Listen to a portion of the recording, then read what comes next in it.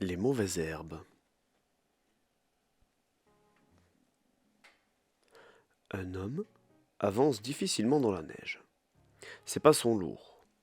Un léger blizzard lui caresse les paupières. Il se pose plein de questions. Il a le temps pour et le cerveau pour. Son corps contre le vent, contre sa volonté, et il doit faire des choix et il le sait. Un mini brin d'herbe a percé le cristal de la poudreuse. Il se demande comment ce petit brin survit en dessous et y voilà une explication à beaucoup de questions existentielles. Il s'arrête, contemple et se concentre en son centre, une mer de vent l'étreint. Son esprit est assagi, manu militari, sans relâche, par des idées contradictoires. À force de vouloir donner du crédit à tout point de vue, il s'y perd un peu cher. Pourquoi devrait-il choisir, se dit-il? Laissez-moi tranquille. Et non, Émile, c'est pas comme ça que ça se passe. Il faut être solidaire, soudé, liés ensemble dans le sang, dans les veines, et t'en as de la veine d'avoir le choix. Dis-le toi, dis-toi-le, et dis-le aux autres. Dis-le-leur, dis-leur d'idées reçues. Ces mots de la grande prêtresse le stressent. Alors il s'abaisse pour mieux regarder l'effusion verte des brins d'herbe. Le brin d'herbe chlorophyllé, lui, ne se pose pas toutes ces questions, se dit l'Émile. Qu'il l'envie de ne pas avoir toutes ces questions et ces pensées, ces choix à faire, ces débats à déblatérer sans relâche pour faire avancer on ne sait quel schmilblick, on ne sait où. Bon, Émile n'est pas con. Il se dit aussi que le petit brin d'herbe doit relativement chier là-dessous. Et ses amis, il doit avoir des cousins qui veulent percer eux aussi et qui sont en chemin. En fait, peut-être qu'il est mieux en humain. Il revisse sa capuche sur sa tête. Un frisson de mieux-être le traverse. Ah, les petites choses de la vie. Le petit brin d'herbe n'a pas de capuche, lui, se dit l'Émile. Bon, en même temps, il ne pourrait pas faire la photosynthèse avec un capuchon sur la tête, soyons clairs. Émile se demande qu'est-ce que le brin d'herbe ferait à sa place. Il sortirait de terre bien vénère avec ses cousins palots qui n'ont pas vu le soleil. Il prendrait la poudre poudreuse d'escampette et retournerait au village, séance tenante. Un sirocco de magnitude 7 les ferait s'envoler sur l'estrade de l'ozon causé. Vu que c'est un sacré brin d'herbe, il n'a pas besoin de mégaphone ou de porte-voix pour porter sa voix. Non, non, non, non, non. Sur l'estrade, les petits brins d'herbe attisent la curiosité. Les villageois n'ont pas pu passer à côté de cette brigade déterminée, intrigante, et on les comprend. C'est pas tous les jours qu'on voit un troupeau de brins d'herbe arriver, telle la 7e compagnie du corps divisionnaire à Saint-Espinasse-de-la-Feuille. L'attention est donc canalisée par ce fabuleux brin vert et ses cousins blanchâtres qui font peur. Notre ami brin vert brille de 1000 lumières au soleil. Il entame son argumentaire. Bon, écoutez, Salumin, vous commencez à nous courir sous le haricot à moi et à mes cousins. Vous êtes incroyablement chiants, jamais d'accord, jamais d'équerre, toujours pas sûr, souvent plaignants, rarement ensemble, parfois génie, ma foi instable. Vous êtes trop complexe, alors que la réponse est soufflée dans le vent. Vous êtes de la même espèce, soi-disant, dites-vous, la plus développée. Vous êtes capable d'extraire des choses de la Terre, de les transformer et de les envoyer dans l'espace. Mais nous, un cousin coupe la parole au chef brun vert. Ouais, nous on trouve ça bidon. Vos assemblages de métaux là que vous envoyez dans le grand tout, c'est de la daube, ça sert à que dalle. Vous avez rien de mieux à faire, bande de faux érudits maudits.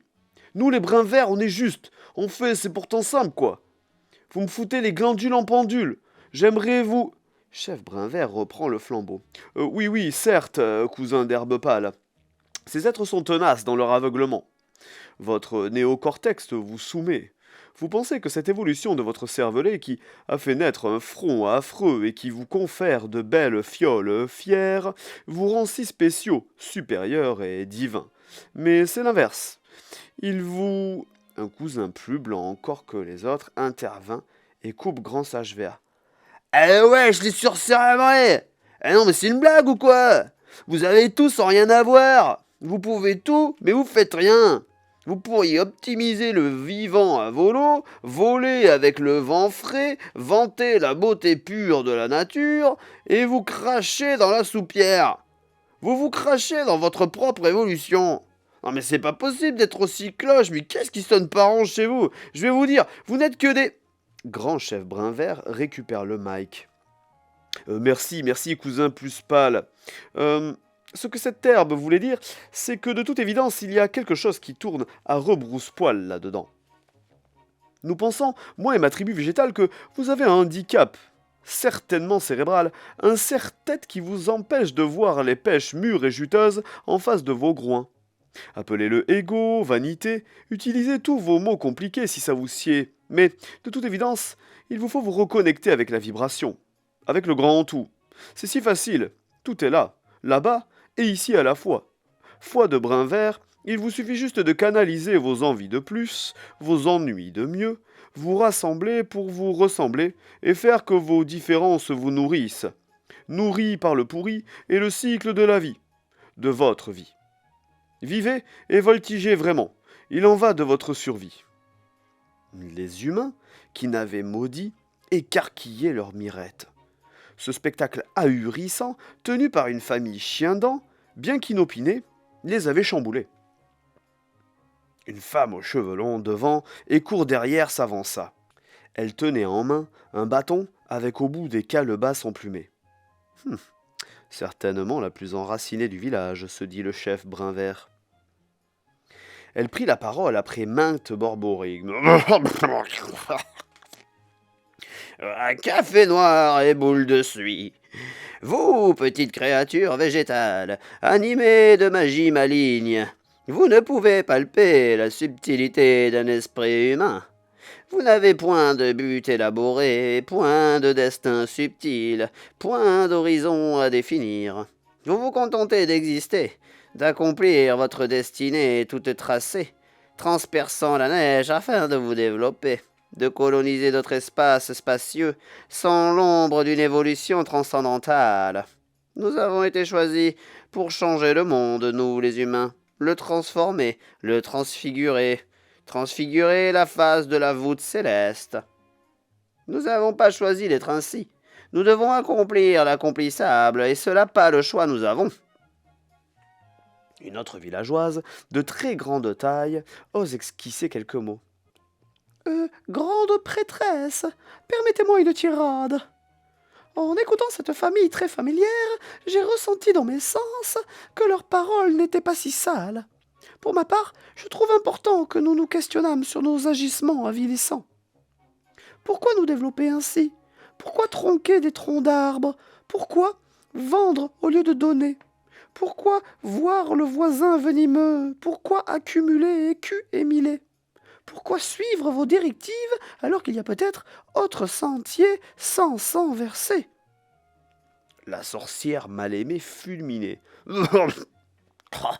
Mascarpone et tyrolienne, grande mais petite Nausicaa, que crois-tu être pour paraître apte d'élaborer pareilles hérésies?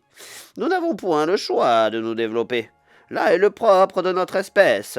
Les arbres chauffent, abritent, outillent et protègent. Vendre est loi.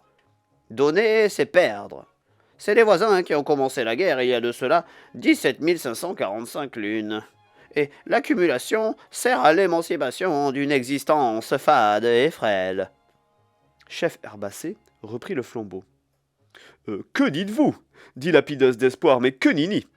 Des humains avides comme vous vident l'esprit critique d'une majorité pour leur vendre vil dogme.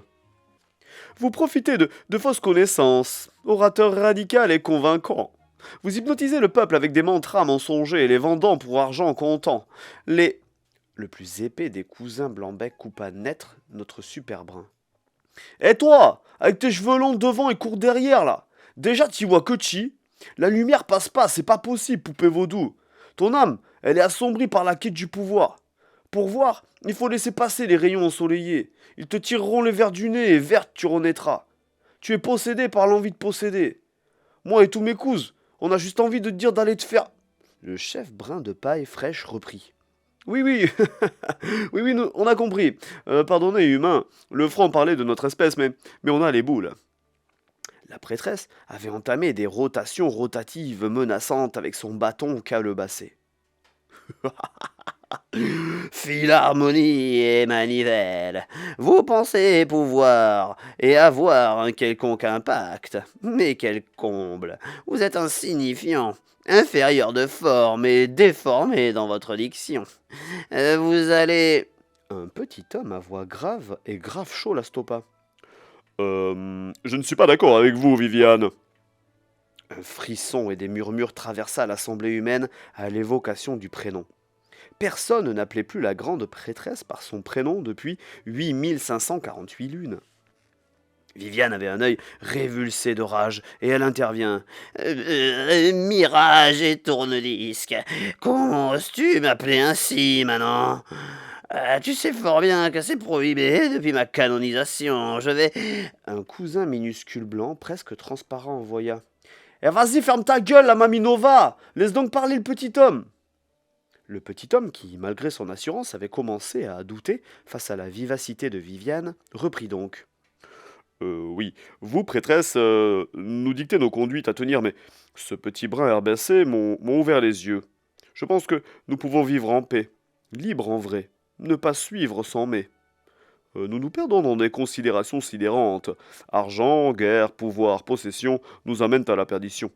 Nous sommes nombreux à nous réunir quand le jour fatigue pour contester votre joug ambigu. Il est temps que ça cesse. Votre sacerdoce s'émousse. Viviane, dont le bâton magique tournait au-dessus de sa coupe de cheveux peu crédible, avait les deux yeux révulsés cette fois-ci. Une voix démoniaque déversait des psaumes d'ammoniaque.